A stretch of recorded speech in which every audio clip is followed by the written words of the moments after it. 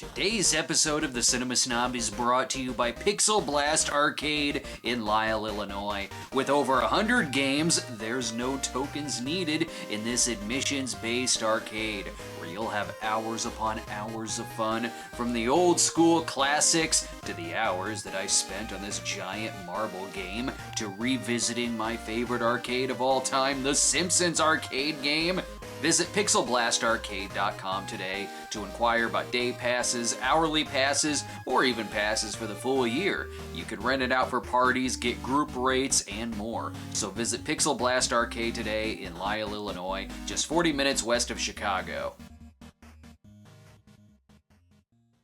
Last week was a milestone as we celebrated the 90th birthday of Sir Sean Connery, the first of the Bond actors to live to the age of 90. And I have no doubt that even at 90, Sean Connery can kick my ass with just his words. So it makes it appropriate that we take a look at his second Bond film, the 1963 entry From Russia with Love, which Connery himself called his personal favorite of his Bond films. And why not? The movie is filled with many firsts. It's the first appearance of Desmond Llewellyn as Q, a role he would go on to play for 36 more years. It was the first Bond movie with John Barry as the primary composer, the first Bond film to end with James Bond will return, the first appearance of Blofeld, and it also set up the format of a pre-title sequence before going into the opening credits. While the Ian Fleming novel was the fifth in the book series, the movie adaptation was quickly greenlit after the success of Dr. No, and it was given double that film's budget. The book was a favorite of President John F. Kennedy, and the movie was the last film screened in the Kennedy White House before his death a month after the film's release. Terrence Young returned as director, and Richard Maibaum as co-writer, with a lot of rewrites going on during filming. While the book was mainly centered around the Cold War with a Soviet syndicate called SMERSH, the producers wanted the film to more so focus on the crime syndicate Spectre. The film was released only a year after Dr. No, and has to do with Spectre's revenge against James Bond for the death of Dr. No and the pursuit of a Soviet encryption device. But why get to that now when we haven't even gotten to the opening gun barrel yet?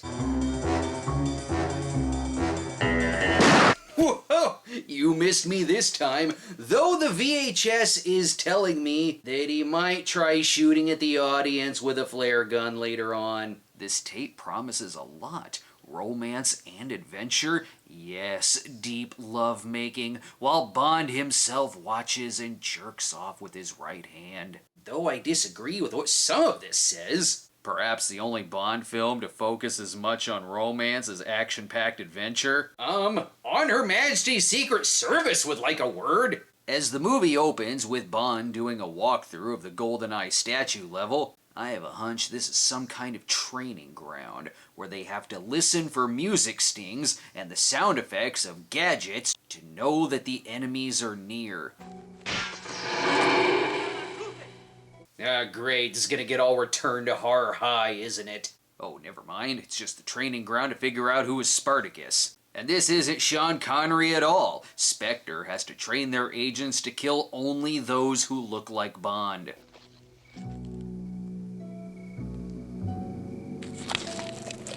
Oh no, Barry Nelson! And I have the feeling these credits were inspired by the title director watching Dementia 13 projected on a group of dancers in a bar. The title song comes from Lionel Bart with that iconic opening theme. You'll find my heart wrapped in a bullet, signed from Russia with love. Ugh, that's not nearly as iconic as the Dr. No opening with 3 blind mice. As the film opens in beautiful Nauvoo, Illinois, the movie spares no expense with the locations, traveling everywhere from Turkey to Scotland, and to the weirdest chess tournament made by throwing water balloons at a wall-mounted chessboard. I love 1963, when even at a chess match, it was important to just chain smoke away. Why yes, I will have my 10th glass of gin. Frequently, people had to break away when summoned for a blowjob. This is Kronstein, who is running very late for his next tournament playing Mousetrap. Not to mention, he's got to see Blofeld as well, I can tell by the cat. Siamese fighting fish. Fascinating creatures. Brave, but on the whole stupid. Speak up, Bane, I didn't catch that. Blofeld is played by Anthony Dawson in an uncredited performance. Wait, he was Professor Dent in Dr. No! I was way wrong when I thought he was innocent. Also, Desmond Llewellyn as Boothroyd? Just give them all question marks. Spectre devises a plan to steal a Lecter cryptograph from Istanbul, I think. Moscow has kept my defection secret from everyone but a few members of the presidium.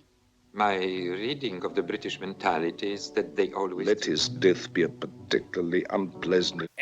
Look, they're just evil, okay? The plot may be hard to explain, so just pretend like they're planning to steal a rabbit's foot for the cat or something. And I don't know why, but it's also more fun to imagine it's a bikini-wearing shark rubbing lotion on Robert Shaw's back. Here at the Spectre training ground, they are testing out a very rough prototype for Hogan's Alley on the NES. This is also how Cannon Films test their action scenes. Exterminator 3 will be ready any minute. Shaw plays Donald Red Grant. You may think he's Russian, but he's really Irish, you racists! Dick! Meanwhile, Tatiana Romanova is brought in to unwillingly assist in the plan to assassinate Bond by the orders of Colonel Rosa Klebb of Smersh, taking time away from being the warden in a Jess Franco women in prison film. Turn around. You're a fine-looking girl. Sit down. Great. I hate it when I accidentally switch over to Sadomania. The movie travels throughout all kinds of exploitation films. Here's an Ilsa movie, and then there's Cannibal Ferox. Whoa, wait, I can't mention Cannibal Ferox. That means something bad's gonna happen to a dick. I said it's great sport, this bunting. I couldn't agree with him more. It's okay, I'm wearing radioactive proof underwear. After the opening scene, I'm not sure if this is really Bond. It could be animated James Bond Jr. under that mask. We'll do this again some other time soon. Do what? Last time you said that, you went off to Jamaica. Okay, yep, it's Bond. He was busy last month, totally banging Honey Ryder. Bond's been away for a while. He forgot to wait until Daddy goes into his office before hitting on Mommy. It'll be a miracle if he can explain where he's been all day. He spent her time discovering TV sitcom one-liners. Bond is being sent in to help Tatiana in defecting in exchange for the Lecter, I think. The whole thing's so fantastic, it just could be...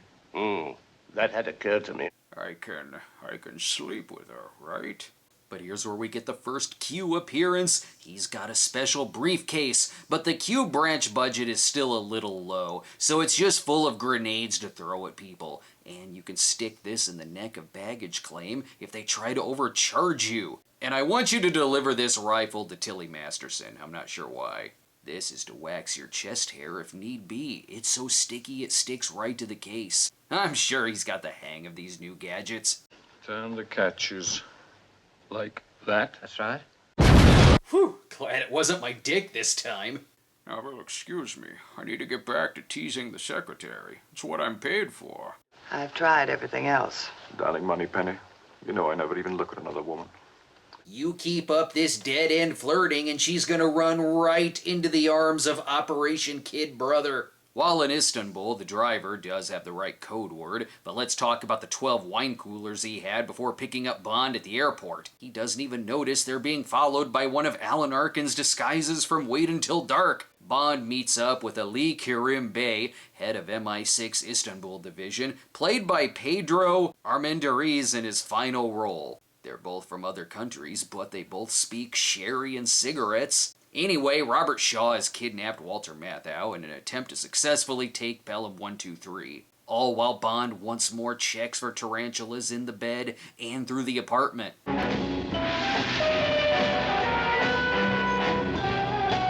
Why yes, I could watch Sean Connery search a room for 2 hours. He makes looking behind pictures badass. To bad he just died. We'll take a commercial break so we can put James Bond back together again. Oh, this coffee is criminal. Honey, you killed the petunias. Then you admit it. Your coffee really is murder. Try Folgers. Never bitter, never weak, always nice and rich. Because Folgers coffee is mountain grown. Well, all right. You know it's a crime not to have delicious coffee like this all the time. We will, now that I've discovered the mountains. Folgers Coffee, mountain grown for richer flavor. Luckily, Bond has been put back together after sacrificing this man's soul. And my wish upon a star really did come true. Wow! Look, as hot as she is, after a couple thousand times having sex, sometimes you just need to do a crossword puzzle. Okay, honey, I'm done with the crossword now. Also, her hotness makes dicks explode in a bad way that destroys the room. Bond has seen this kind of destruction before. It happens every time he has sex with the maid. They have an underground hideout at least, but must everything in this universe be so romantic? Given that it's 1963, this was meant to peek up into the ladies' changing room, but I guess spying on these Soviet agents will do. Give it time and Bond will spot an ass. Well, from this angle, things are shaping up nicely. Yes, a shiny glow on that beautifully bald head. I love Istanbul. After someone stuck chewing gum on the periscope, it's best they hide out with this group of gypsies. They are soaking in all the culture they can before Frollo shows up to ruin everyone's good time. This is exactly how Sean Connery spent his 90th birthday. Complete with the show drama, too.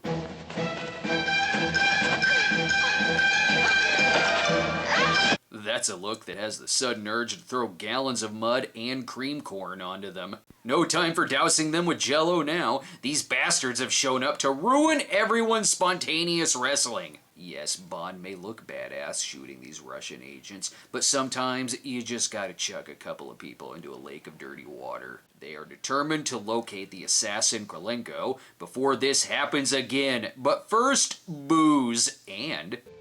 Barbara said for you to decide. So decide. They're both yours. We still haven't forgotten your birthday, 007! It's been a long night, so the rest of the movie is just them catching a late night showing of Call Me Buana. Let's see Bob Hope get out of this one. Yes, take that, Anita Ekberg. Good, the assassin's dead, but the night isn't over yet. Just when he thinks he can have a nice shower to himself, god damn it. Miss Romanova, I've had sex with 1,000 people in the last 2 hours alone. I really need to sleep it off with an ice pack. But I think my mouth is too big. No, it's the right size. Well, okay, 1001 it is. Now they can both steal the Lecter together after she realizes that crap, someone's already stolen his kidney. Between Daniela Bianchi in this film and Ursula Andress in the last, Bond has a thing for actresses with dubbed voices. And my god, Sean Connery makes getting lost on the way to the premiere look like the coolest thing ever. He's signaling the all-important message of, wanna bang? I wish they didn't call it the Lecter, though. I'm spending this whole scene feeling like I'm watching a cross between Hannibal and Tinker Tailor Soldier Spy. Both have Gary Oldman. But alas, they have the map for the Russian consulate. They're getting close to that Lecter. Most importantly, though, it's the scene that inspired every one of today's 60-year-olds to say, no, seriously, I was the kid with the balloon and from Russia with love. Prove me wrong. Personally, I'm rooting for another mission in this film. Lovely view. To bring back giant cameras and hats, people need to be cool again. Sure, fine, you can put comic book characters in it. Look, there's the power pack. MI6 is listening to Bond interrogating Tatiana while thinking, why are they talking about this Lecter? You promised us they'd be having sex. Give it time. Oh, James, will you make love to me all the time in England? Day and night. See? They need their best agents in on this deal, mainly to once again stop Kareem from smoking a stick of dynamite, and then they can go through with their plan to steal the Lecter.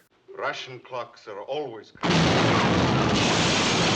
Unfortunately, Kareem's hot wife tried having sex with him again. Good, now I know what a lector is. It's an add-on for the miniature people inside the TV set made by Dr. No.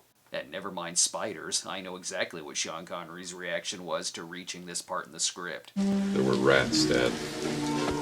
Rats?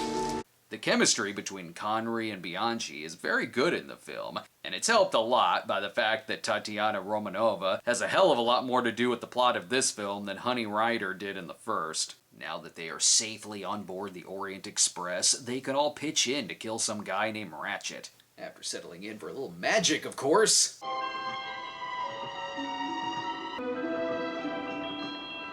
Oh. Okay, fine. I'll wear that nightgown. Now that she's ready to haunt whatever castle they're going to, let's give them a moment's peace, shall we? Harvey, want anything special for your birthday? Just a decent cup of coffee. You're kidding. I'm serious. Honey, your coffee's undrinkable. It's pretty harsh. Well, so's your coffee. You know, the girls down at the office make better coffee on their hot plates. And he didn't even kiss me goodbye. You know, if I could just make a decent cup of coffee, I could relax. So, relax. Why don't you try Instant Folgers? Hey, great coffee. It's Instant Folgers. Doesn't it taste good as fresh perked? Better. Better than those girls make at the office? Honey, their coffee can't hold a candle to yours.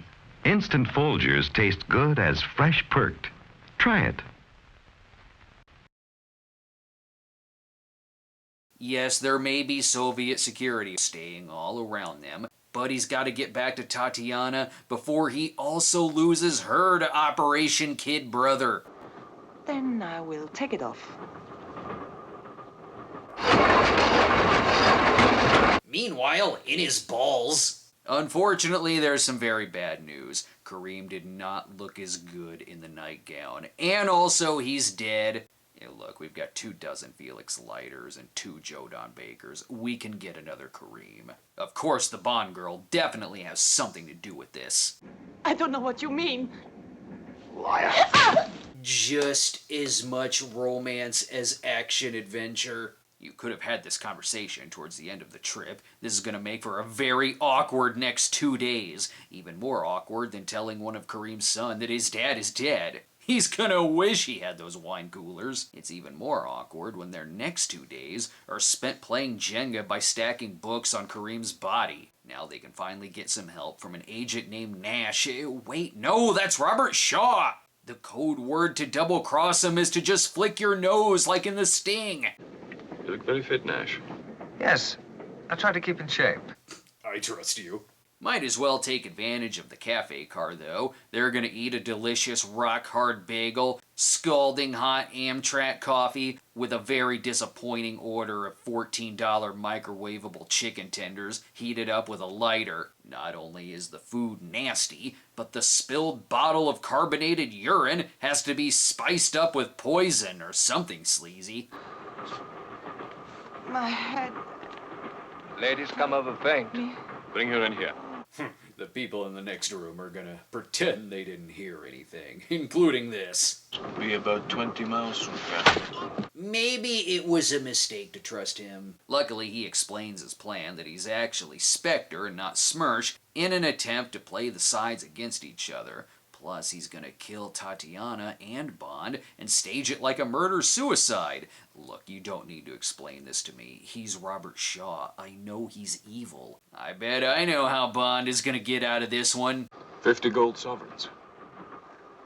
Where are they? Up there in my case.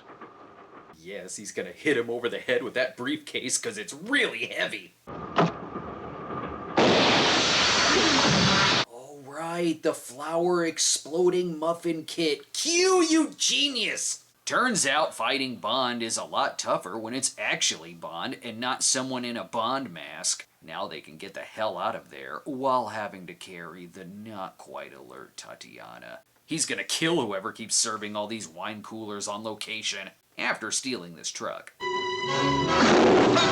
Excuse me? At least tip the man. This leads to the brilliantly edited sequence where they have to evade the Spectre assassins. You can see why they wanted Hitchcock to direct an adaptation of this all the way back in the 50s, which reportedly would have starred Cary Grant and Grace Kelly. Even this sequence itself is a rather brilliant homage to North by Northwest. Plus,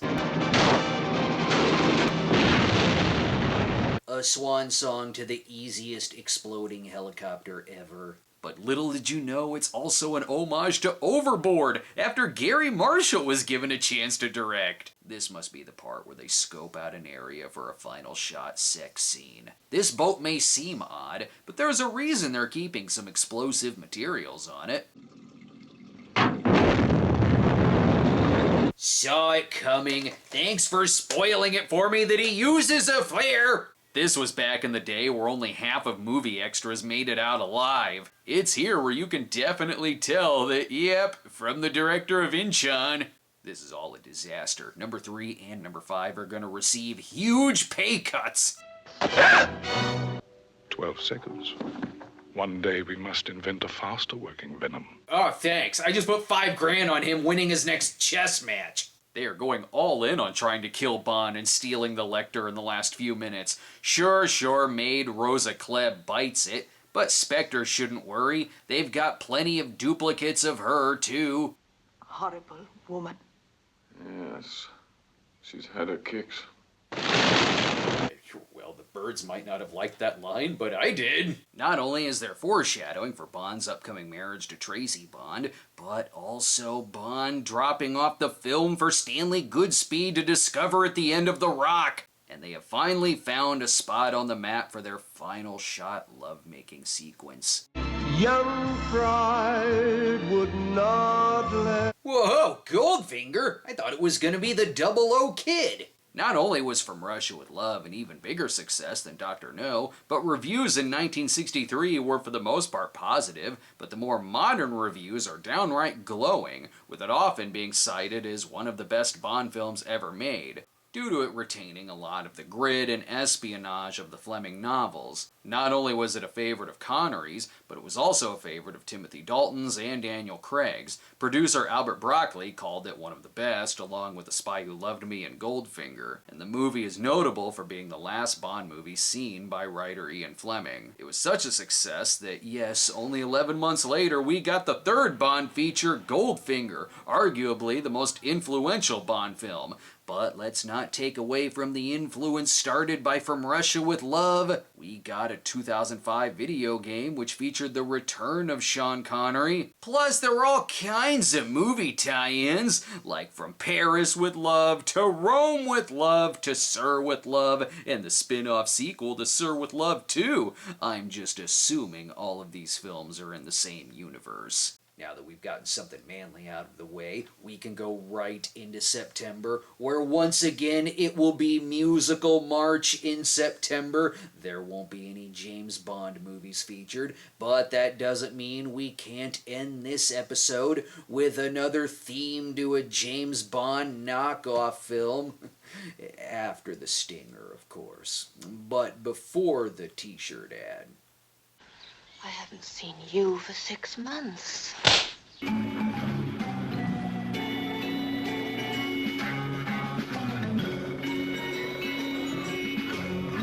You have just a few days left to pick up our limited edition Windy City Saul t-shirt. Click on the links in the description and in the comments to show your support of Saul today over at our Bonfire store now.